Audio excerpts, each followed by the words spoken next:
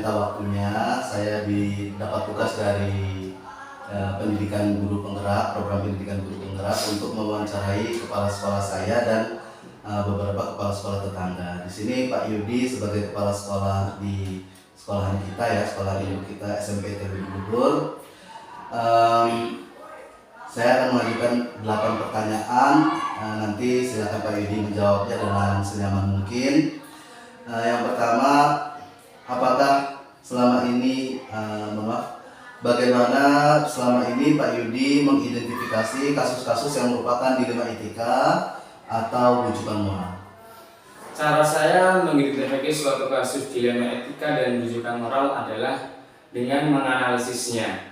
Apakah ada dua pilihan yang sama-sama penting dan sama-sama benar, atau hanya berdasarkan kepentingan saya pribadi? Jika hanya menguntungkan saya pribadi, itu saya anggap adalah rujukan moral. Tapi jika ada dua kepentingan yang sama-sama harus saya lakukan dan tidak bisa saya tinggalkan salah satunya, itu merupakan dilema etika bagi saya. Oh, betul. Jadi kalau ada pilihan yang sama-sama penting, itu berarti dilema etika buat Pak Yudi ya. Tapi kalau salah satunya walaupun penting, tapi satunya hanya menguntungkan Pak Yudi atau satunya kurang pas, itu berarti rujukan moral. Selanjutnya, selama ini bagaimana Pak Yudi menjalankan pengambilan keputusan di sekolah Pak Yudi, terutama untuk kasus-kasus yang dimana keduanya sama-sama benar, sama-sama penting dan mengandung nilai kebajikan? Ya, kalau menurut saya ketika mengalami permasalahan seperti itu, saya minta pendapat kepada wakil kepala sekolah atau wakil kurikulum atau kesiswaan atau bahkan juga dengan dewan guru yang lain yang menurut saya bisa memberikan pertimbangan atas keputusan yang saya ambil. Oke, di sini Pak Yudi minta pertimbangan wakil-wakilnya ya, sama guru yang Pak Yudi anggap bisa memberikan jawaban gitu ya atas sebuah permasalahan. Iya, oke. Langkah-langkah apa, prosedur apa yang biasa Pak Yudi lakukan dalam mengambil keputusan dilema etika biasanya? Jadi ketika saya sudah matang dengan langkah-langkah tersebut, dengan permasalahan tersebut, maka bisa langsung saya putuskan. Akan tapi jika saya mengalami kendala atau menurut saya ada beberapa pertimbangan, saya akan meminta bantuan kepada wakil kurikulum, kesiswaan ataupun dewan guru yang bisa membantu permasalahan tersebut. Jadi tidak bisa semena-mena dengan melakukan tindakan yang semau saya sendiri. Oh begitu. Jadi kalau Pak Yudi langsung bisa putuskan, kok ini kayaknya udah bisa diputuskan, Pak Yudi putuskan langsung. Tapi kalau memang ada kebimbangan di sana, baru minta pendapat ke guru yang lain. Oke deh. Selanjutnya, hal-hal apa saja nih yang buat Pak Yudi anggap efektif dalam pengambilan keputusan pada kasus-kasus dilema etika? Hal-hal efektif apa ini yang bisa lakukan? Yang paling efektif dengan bertanya kepada wakil atau wakil kepala sekolah, kurikulum, kesiswaan ataupun kepada dewan guru. Karena kami sebagai selaku kepala sekolah tidak mau gegabah dalam memutuskan segala sesuatu. Karena kalau kita sebagai kepala sekolah gegabah dengan sesuatu, nanti pasti ada sesuatu yang tidak diinginkan. Apalagi yang berhubungan dengan kemajuan di sekolah ini, sehingga sekolahnya anak-anaknya merasa nyaman dan tentram. Oke. Berarti Pak Yudi yang paling efektif tuh tanya ke wakil-wakilnya dulu gitu ya? Tanya ke wakilnya. Selanjutnya, hal-hal apa saja ini yang merupakan tantangan dalam pengambilan keputusan pada kasus-kasus dilema etika? Misalnya Pak Yudi sudah ngambil dilema etika, kok ada tantangan berikutnya? Apa saja biasanya? Tantangan yang saya terima biasanya ada rasa kecewa. Contoh kecil, kita akan memutuskan tidak membelikan snack rapat dewan guru karena anggaran sekolah menipis. Saya harus memikirkan kesehatan anggaran sekolah sehingga saya harus memangkas biaya snack. Memang hal ini sebenarnya sudah diantisipasi saat membuat rencana anggaran sekolah. Namun terkadang banyak pengeluaran yang tak terduga, semisal perjalanan dinas yang sehingganya ada perubahan anggaran di sekolah tersebut. Oke. Jadi tantangannya yang Pak Yudi hadapi biasanya kecewaan ya. Iya. Apalagi ini urusan snack guru-guru ya kan. Iya. Tapi ya apa boleh buat ya Pak Yudi ya. Iya. Kalau sudah harus dilema begitu, kita harus memilih kesehatan anggaran gitu ya. Itu contoh kecil saja dari Pak Yudi. Selanjutnya, apakah Pak Yudi memiliki sebuah tata kala atau jadwal tertentu dalam sebuah penyelesaian kasus dilema etika? Apakah langsung Pak Yudi selesaikan di tempat atau memiliki sebuah jadwal gitu dalam menyelesaikan sebuah kasus atau prosedur apa yang Pak Yudi akan lakukan saat itu? Jadwal untuk penyelesaian dilema etika bisa saat rapat Dewan Guru di akhir bulan atau langsung diputuskan. Jadi itu situasional aja, jadi kondisional. Ketika memang bisa memutuskan, bisa langsung diputuskan, dan ketika tidak bisa, maka nanti ngobrol dengan Dewan Guru, kemudian setelah itu bisa di akhir bulan ditentukan. Oh gitu.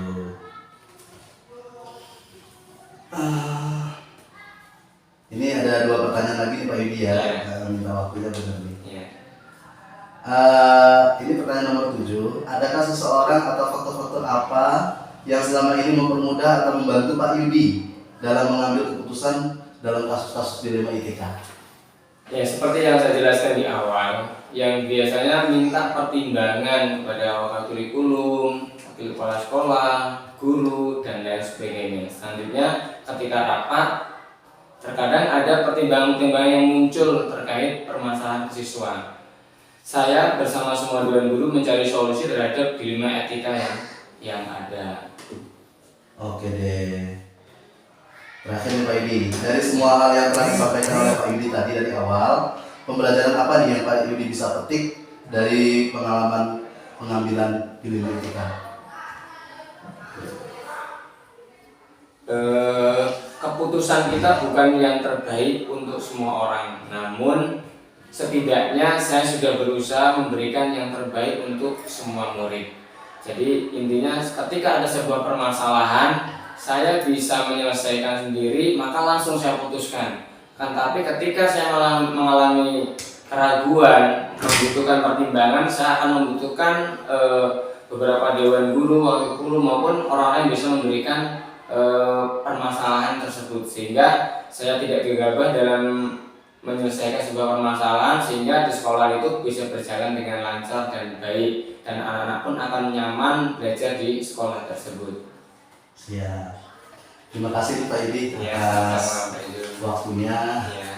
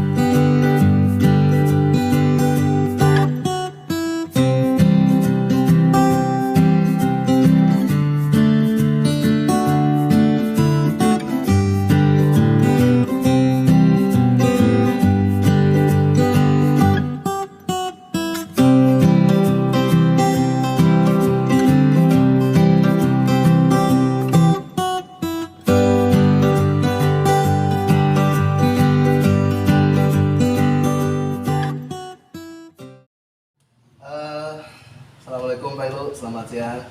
Waalaikumsalam warahmatullahi wabarakatuh. Selamat siang juga. Saya saya minta waktunya nih Pak Ilu, mau wawancara.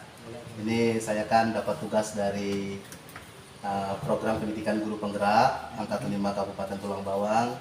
Tugasnya mewawancarai 3 kepala sekolah induk dengan 2 kepala sekolah non induk atau kepala sekolah tetangga. Nah, di sini tadi saya sudah wawancara Pak Yudi tadi pagi kebetulan. Nah, ini sempat ketemu Pak Ilu siang ini. Saya minta waktunya Pak Ilu ya. Insya Allah bisa. Siap. Nah, di sini ada 8 pertanyaan tentang bagaimana cara Pak Ilu mengambil keputusan. Nah, apabila ada 2 pilihan atau 3 atau 4 bahkan, di sini bagaimana cara Pak Ilu mengambil keputusan yang terbaik. Ada 8 pertanyaan. Silahkan Pak Ilu bisa menjawab dengan nyaman ya. Yang pertama Pak Ilu, selama ini bagaimana Pak Ilu dapat mengidentifikasi kasus-kasus yang merupakan dilema etika dan rujukan moral? Ya, terkait dengan dilema etika dan rujukan moral, ini kan memang ada beberapa perbedaan di dalamnya. Untuk dilema etika sendiri itu sesuatu pertimbangan di antara 2 pilihan yang sebenarnya sama-sama benar, sama-sama bisa kita jalankan, mengandung nilai kebajikan. Namun ya ada titik di mana kita harus memilih salah satunya. Gitu. Pilih salah satunya, misalnya sama-sama benar, ya seperti misalnya sekarang ini kita memutuskan terkait dengan siswa yang di situ tidak naik kelas atau naik kelas.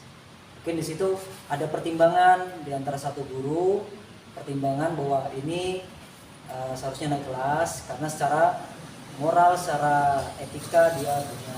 Ada guru lagi pertimbangannya dia naik juga, tapi pertimbangannya bukan karena dari moralnya, dari etikanya, mungkin dari penilaiannya. Ada guru lain dan ada juga di situ mungkin guru ya sebenarnya tidak naik kelas karena anak ini mungkin ada pertimbangan lain. Walaupun sebenarnya sama-sama benar, mungkin itu pertimbangannya sangat sulit, tapi tetap kita harus memutuskan salah satu. Nah, terkait dengan rujukan moral itu ada pertimbangan di antara 2 pilihan yang salah satunya baik, yang satunya ya salah gitu kan. Karena yang satu baik, yang satu salahnya ya sama-sama harus kita pertimbangkan juga gitu kan. Pastinya kita mau cari yang benarnya kan begitu. Oke, mantap sekali Pak Ilu. Selanjutnya, selama ini bagaimana Pak Ilu menjalankan pengambilan keputusan di sekolah, terutama untuk kasus-kasus di mana ada 2 kepentingan yang sama-sama benar atau sama-sama memiliki atau mengandung nilai kebajikan?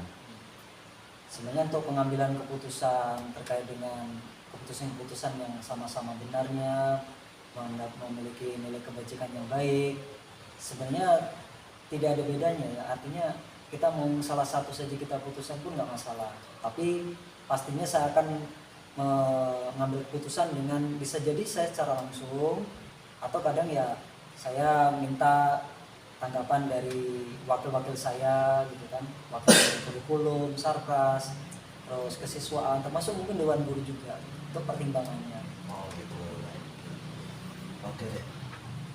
Selanjutnya yang pertanyaan nomor 3, langkah-langkah atau prosedur seperti apa yang biasa Pak Ilu lakukan selama ini? Biasanya kita analisa dulu, kita lihat dulu bagaimana ini baiknya seperti apa, sambil tadi kita minta pertimbangan juga dengan beberapa pihak yang terkait di dalam lingkungan ya kan. Kemudian nanti baru kita putuskan seperti itu. Jadi awalnya kita analisa dulu. Nah, ini seperti apa sih dalamnya, kondisinya seperti apa, baru kita putuskan. Oke. Jadi setelah tahu ini benar atau salahnya, baru kita bisa putuskan ya Pak? Iya, betul. Oke.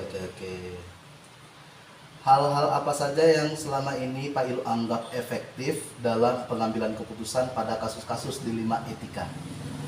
Ya, yang paling efektif selama ini ya pastinya kita lewat musyawarah, lewat rapat, dan juga ya lewat penyampaian penyampaian secara persuasif kepada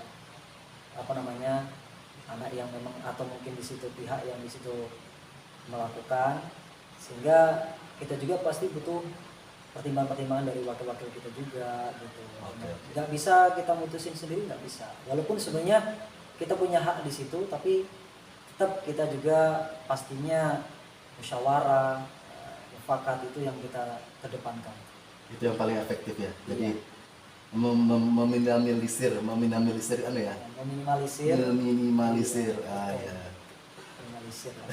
Dari dampaknya akan terjadi. Betul sekali, mantap nih. Oke, nomor 5. Hal-hal apa saja yang selama ini merupakan tantangan dalam pengambilan keputusan pada kasus-kasus dilema etika? Yang jadi tantangan nih, udah mutusin, tantangan apa ini? Sebenarnya tantangannya kalau kita setelah memutuskan sesuatu biasanya akan timbul kekecewaan lah ya.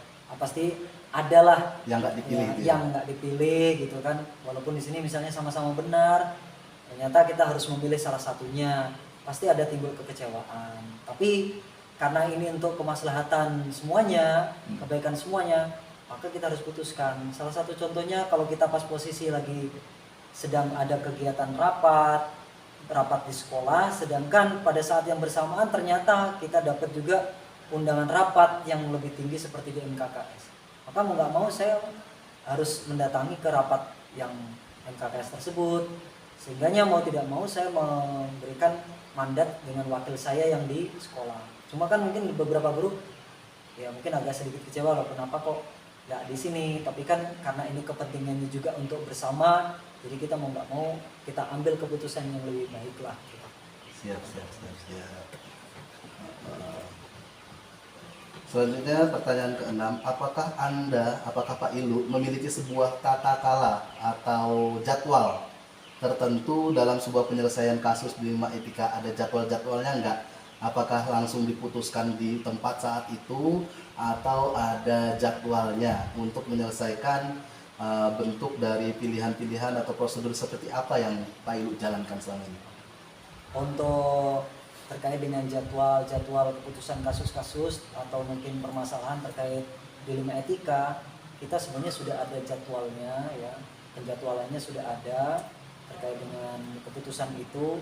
Hanya saja lagi-lagi untuk keputusan itu kita tetap biasanya kita ada rapat guru yang 1 bulan sekali, kan kita ada rapat guru, atau bisa kita lakukan dengan rapat terbatas begitu untuk mengambil keputusan itu jadwal itu.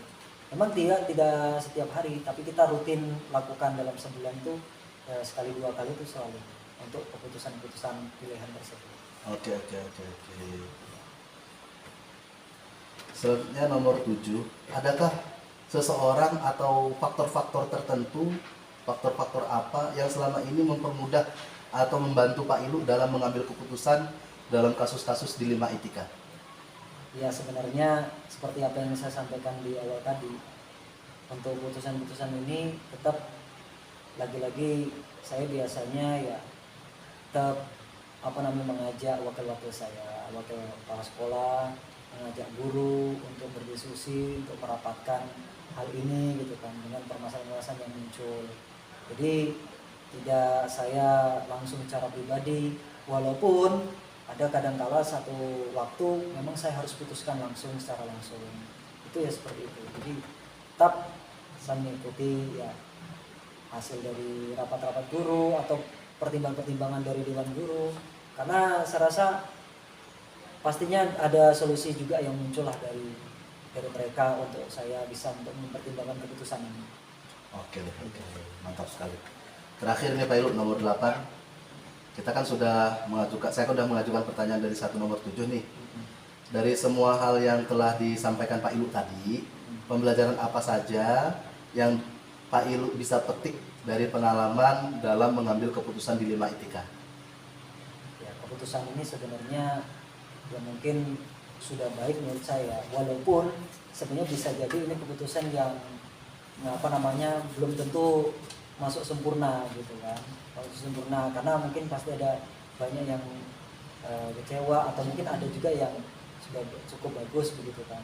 Tapi setidaknya dengan keputusan ini saya sudah berusaha untuk melakukan suatu hal yang menurut saya dan juga menurut kami yang pada saat itu sudah merupakan suatu hal yang baik untuk diputuskan. Jadi yang jelas kami sudah memberikan usaha yang terbaik lah agar keputusan ini tetap berimbang. Oke. Jadi pelajaran yang bisa diambil itu ya. Iya. Kita memang nggak bisa ya untuk semua orang, tapi paling tidak udah berusaha yang terbaik.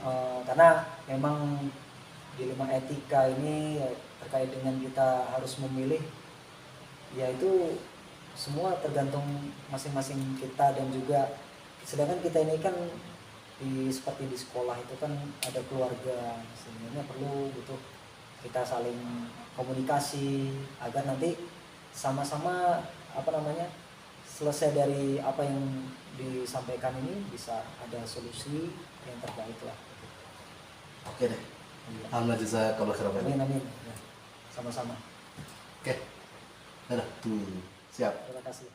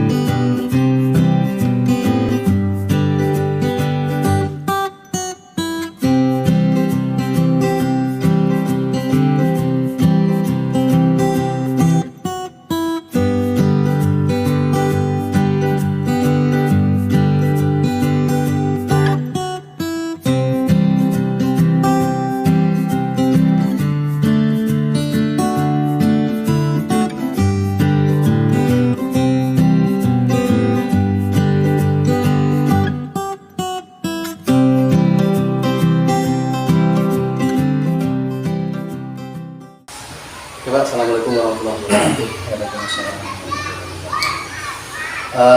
Di sini saya ingin meminta waktunya Pak Tikno terkait penugasan yang diberikan kepada saya dalam program pendidikan guru penggerak angkatan 5 dari Kabupaten Tulang Bawang. Saat ini sudah memasuki modul ke-7, 8 modul ke-8, yaitu tentang pengambilan keputusan. Di sini ada beberapa pertanyaan yang akan saya tanyakan ke Pak Tikno terkait pengambilan keputusan. Silakan nanti Pak Tikno bisa menjawabnya dengan senyaman mungkin. Bagaimana? Siapa ya? Salah ya? Ya, semoga saya saja. Yang pertama, selama ini bagaimana Pak Tikno saat mengidentifikasi kasus-kasus yang merupakan dilema etika atau rujukan moral. Jadi bagaimana Pak Tikno mengidentifikasi ini bujukan moral atau dilema etika? Di sekolah itu memang sering terjadi kasus-kasus. Ada kasus di mana kebaikan bertabrakan dengan kebaikan. Ini saya namakan dilema etika. Ketika kebaikan itu berlawanan dengan kepentingan pribadi saya, itu yang saya namakan bujukan moral. Oh, gitu. Jadi Fungsinya di situ itu. Pak Tikno, selama ini kalau ada dua pilihan, kalau benar sama benar ini bertabrakan, tapi itu dilema etika buat Pak Tikno ya. Iya. Tapi kalau udah kepentingan pribadi bukan kepentingan institusi apalagi Pak ya, nah itu termasuk bujukan moral bagi kita. Oke deh. Selanjutnya nih Pak, nomor 2. Jadi ini ada 8 pertanyaan, kurang lebih saya akan menanyakan ke Bapak. Nomor 2, bagaimana Bapak Tikno menjalankan pengambilan keputusan di sekolah, terutama untuk kasus-kasus di mana ada dua kepentingan yang sama-sama benar. Tadi Pak Tikno bilang kan ada sama-sama benar gitu ya, atau sama-sama mengandung nilai kebajikan, ada yang bertabrakan gitu. Saya akan melihat dari lingkup kepentingan pribadi, kepentingan golongan atau sekolah, atau kepentingan yang lebih luas lagi. Contoh, kalau itu untuk kepentingan yang lebih luas, maka saya akan mengutamakan kepentingan yang lebih luas, walaupun sama-sama baik. Oh gitu.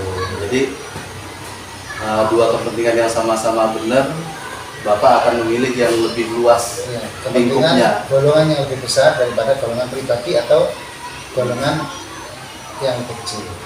Oh gitu, ya siap Pak. Oke, nomor 3 nih Pak pertanyaannya. Langkah apa yang Bapak akan lakukan sebelum memutuskan keputusan atau prosedur apa yang Bapak lakukan sebelum memutuskan dari pilihan Bapak tersebut? Kalau itu keputusan yang harus secepatnya, saya akan diskusi dengan beberapa guru yang saya anggap bisa memberikan pemikiran. Tapi kalau untuk itu tidak mendesak, artinya masih ada waktu, saya akan kumpulkan semua guru untuk rapat, kemudian akan saya dengarkan masukan atau pendapatnya. Nah, setelah itu baru saya berdasarkan usulan-usulan itu dan pemikiran saya akan putuskan. Itu cara saya memutuskan keputusan. Jadi Bapak kalau misalnya mendesak, Bapak menghubungi beberapa guru yang Bapak anggap bisa gitu ya. Tapi kalau tidak mendesak, masih ada waktu, ya kita rapatkan dulu sekarang gitu ya. Oke. Ini yang keempat, hal-hal apa aja yang Bapak anggap efektif dalam pengambilan keputusan pada kasus-kasus dilema etika. Jadi tadi Bapak kan sebutkan kadang mengumpulkan guru, kadang minta pertimbangan beberapa guru. Yang paling efektif mana itu Pak? Ya, itu tadi. Dua-duanya menurut saya itu efektif. Yang tergantung kebutuhannya. Kalau kebutuhan mendesak, ya yang paling efektif ya saya punya ya catatan beberapa guru yang bisa memberikan, yang cenderung bisa memberikan solusi terbaik. Makanya untuk keputusan mendesak, saya akan itu menurut saya itu efektif. Tapi kalau untuk keputusan jangka panjang untuk waktu yang tidak mendesak itu ya tetap saya akan melibatkan semua guru karena itu akan berdampak. Saya akan menunjukkan bahwa kepemimpinan saya tidak otoriter.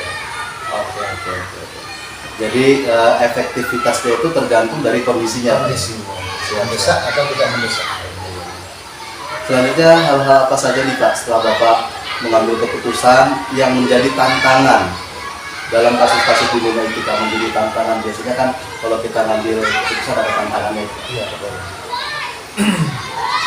Sebuah keputusan itu pasti ada pihak-pihak yang kurang sependapat atau mungkin tidak diuntungkan, ada yang dirugikan. Itu itu dilema, maka itu resiko.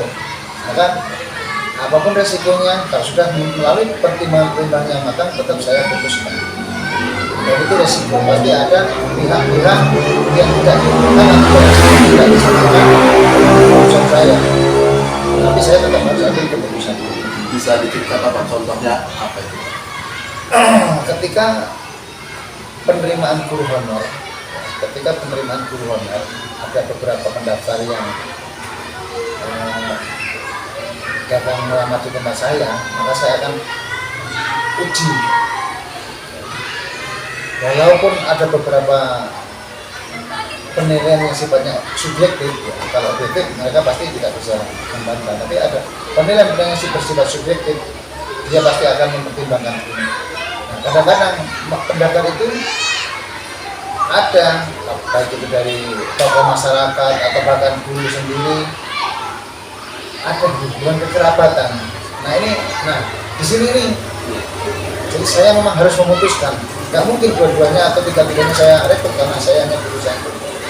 Nah itu saya sering melakukan seperti itu dan walaupun awalnya ya mungkin aja terjadi konflik kepentingan dari beberapa orang, tapi akhirnya toh mereka bisa menerima. Dan masih banyak kasus lagi yang tidak bisa dicoba. Banyak sekali Pak kasusnya. Memang itu umum terjadi di setiap sekolah seperti itu. Selanjutnya, apakah Pak Tikno memiliki sebuah jadwal tertentu dalam penyelesaian kasus di Lima Etika? Misalnya, wah saya kalau ada kasus-kasus saya kumpulin dulu, saya jadwalin untuk penyelesaian, atau Bapak bagaimana menyelesaikan saat itu juga, terus selanjutnya bagaimana prosedurnya kalau Bapak punya jadwal atau tidak gitu? Ya, saya berusaha setiap permasalahan yang muncul saya tidak membuat waktu. Jadi sekecil apapun permasalahan itu harus cepat diselesaikan. Nah prosedurnya ya begitu ya. Saya identifikasi, kemudian saya minta pertimbangan dengan beberapa teman atau melalui rapat, kemudian kita akan putuskan. Termasuk teman guru tadi itu. Teman guru itu saya juga tidak sebuah, tapi saya menggali beberapa potensi yang dimiliki selain dari wawancara yang saya lakukan. Jadi saya sesegera mungkin masalah itu cepat kami selesaikan. Jadi termasuk penerimaan guru tadi, Bapak pun bertanya kepada beberapa pihak untuk melihat potensi yang ada di guru tersebut. Potensi. Selanjutnya, ini 2 pertanyaan terakhir, kan? Apakah ada seseorang atau faktor-faktor tertentu yang bisa membantu mempermudah Pak Tikno dalam pengambilan keputusan? Mungkin tadi udah banyak dijelaskan, mungkin bisa diulangi lagi. Ya. Menurut saya kita punya ya guru-guru yang juga berpengalaman. Ya. Di sini kan walaupun saya kepala sekolah, saya juga usianya paling tua, pengalamannya paling panjang dan seterusnya. Tapi juga ada guru-guru yang menurut saya juga punya pengalaman, punya pertimbangan-pertimbangan yang bagus. Maka saya akan melibatkan mereka untuk mengambil keputusan. Siap. Oke Pak, terakhir nih Pak. Ini kan tadi saya udah memberi pertanyaan dari nomor 1 sampai nomor 7 terkait pengambilan keputusan yang Bapak lakukan di sekolah. Nah, dari semua hal yang sudah disampaikan tadi, Bapak memperoleh pembelajaran apa dari pengalaman mengambil keputusan di Lima Etika, Pak? Seorang kepala sekolah itu memang harus berani mengambil keputusan apapun resikonya, karena nggak mungkin sebuah permasalahan nggak kita putuskan sehingga kita gantung. Nah, sehingga semua permasalahan harus diselesaikan dan kita harus putuskan dan harus kita pilih apapun resikonya, tetapi kita tetap harus mempertimbangkan suara-suara, komentar-komentar, pemikiran-pemikiran dari teman sejawat, baik itu dari guru-guru ataupun dari pertimbangan dari komite sekolah. Oke Pak, insya Allah sudah cukup jelas. dari mulai pengertian terhadap pilihan kita dan kita moral, kasus-kasus yang Bapak sediakan, sehingga bagaimana solusinya, apa saja yang bisa Bapak jadikan pertimbangan untuk memutuskan. Di sini saya terima kasih sekali dengan Pak Tutno. Alhamdulillah jazakallahu khairan. Ya, ini termasuk penyelesaian tugas saya di PGP Angkatan 8 Kabupaten Blandoa.